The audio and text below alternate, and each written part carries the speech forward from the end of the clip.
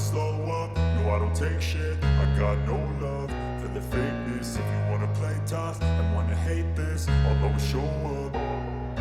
I don't ever slow up, no I don't take shit. Di Gia yakin bisa bersaing di podium pada MotoGP 2024. Rider Pertamina Enduro VR46 Racing Team Fabio Di Giannantonio optimistis menyambut Grand Prix MotoGP 2024. Dirinya bahkan yakin bisa memberikan perlawanan di posisi 3 besar pada musim ini. Tetapi Anda juga harus realistis, sepertinya pembalap pabrikan memiliki lebih banyak peluang menang saat ini. Mereka tampak dalam kondisi prima, terutama Pecco, kata pembalap berkebangsaan Italia tersebut. Tapi saya pikir kami berada dalam posisi yang baik untuk memperebutkan tempat podium. Saya pasti akan mencobanya dalam 2 minggu, kata dia, seperti dikutip Tempo dari Speedweek hari ini, Jumat, tanggal 23 Februari tahun 2024. Keyakinan tersebut dia ucapkan setelah tampil cukup positif di tes MotoGP Qatar 2024 pada 19 sampai tanggal 20 Februari. Pada hari pertama, dirinya berada di peringkat kelima dengan catatan waktu 1 menit 52,467 detik. Lalu pada hari kedua, pembalap yang akrab disapa Di Gia tersebut turun ke peringkat 8 lewat raihan waktu 1 menit 51,489 detik. Torehan ini terbilang cukup positif, di mana ia mampu konsisten menempati posisi 10 besar. Itu adalah 2 hari pengujian yang baik. Selasa sedikit lebih sulit daripada Senin, karena saya tidak merasakan perasaan yang sama pada awalnya dan ada sedikit masalah dengan gripnya. Setelah itu kami menemukan keseimbangan yang baik dan meningkat, jelas Di Gia. Saya melakukan pekerjaan yang cukup baik dalam simulasi sprint. Saya termasuk yang tercepat dan saya pikir kami bisa berada di 5 besar saat ini. Jadi untuk saat ini kami telah melakukan pekerjaan dengan baik, kata Fabio Di Giannantonio. Di Gia pun termotivasi mengembangkan performanya di balapan sesungguhnya pada Grand Prix MotoGP 2024.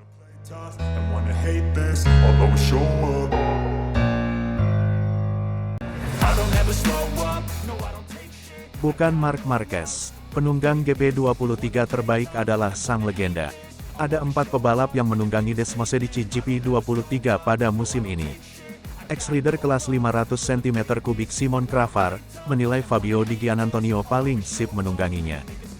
GP23 menjadi senjata bagi Alex Marquez dan Marc Marquez di Gresini Racing, serta Di Giannantonio dan Marco Bezzecchi yang memperkuat VR46. GP23 sendiri merupakan motor juara, yang ditunggangi Francisco Bagnaia dan Jorge Martin, 2 pebalap teratas musim lalu. Pada tes pramusim di Sepang, Alex Marquez menjadi penunggang GP23 terbaik setelah finish keempat di hari terakhir di atas Marc Marquez 6 dan Di Giannantonio 8. Sedangkan pada tes Qatar, Marc Marquez menjadi penunggang tercepat GP23 di hari terakhir setelah menempati peringkat 4, di atas Di Giannantonio 8 dan adiknya 13. Sementara itu Bezzecchi kesulitan usai finish di peringkat 17 dan 10 di Sepang dan Losail. Marc Marquez sendiri mengakui dirinya akan membutuhkan waktu untuk menyesuaikan diri dengan Desmosedici.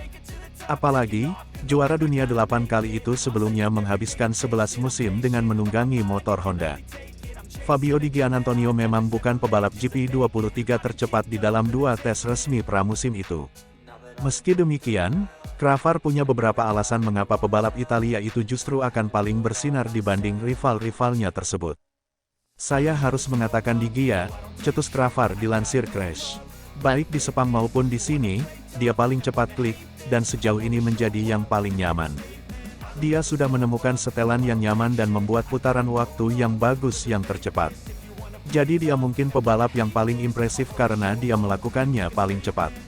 Namun, memang mereka semua itu kencang, sebut mantan pebalap asal Selandia Baru ini.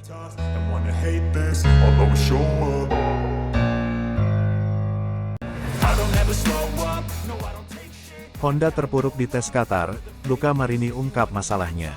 Ternyata ini jadi biang keroknya. Tim Repsol Honda terpuruk di tes MotoGP 2024 Qatar yang digelar di sirkuit Losail, pada 19-20 Februari. Luca Marini hanya mampu menempati urutan ke-20, sementara Joan Mir ada di urutan ke-19. Masing-masing dari mereka berjarak 1,7 detik dan 1,5 detik dari Francisco Bagnaia yang menjadi pebalap tercepat di tes pramusim tersebut. Marini pun mengungkapkan sejumlah masalah yang masih menjadi pekerjaan rumah buat Honda.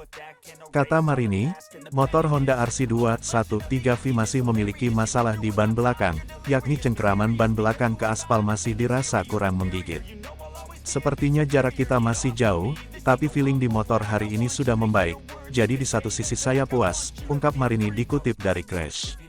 Tapi, yang pasti gapnya sangat besar, apalagi kita mau pasang ban baru, ban soft, kita tidak bisa menggunakannya dengan baik.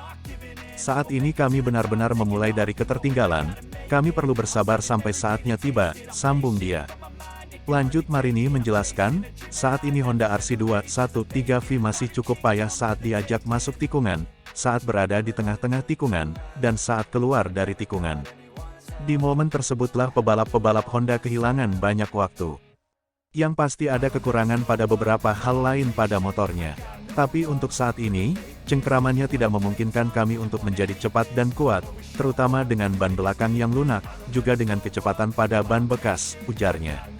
Tidak hanya saat keluar tikungan tapi juga saat memasuki tikungan, karena hari ini saya sedikit mengikuti semua motor lain dan saya bisa melihat di mana mereka lebih kuat dari kami, tukas adik Valentino Rossi itu.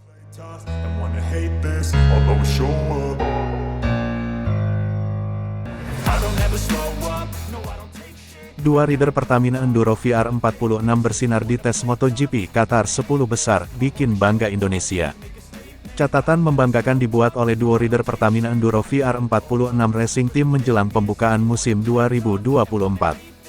Fabio Di Giannantonio dan Marco Bezzecchi, dua rider Pertamina Enduro VR46 Racing Team masuk 10 besar atau top 10 dalam latihan resmi atau official test di Lusail International Circuit, Doha, Qatar.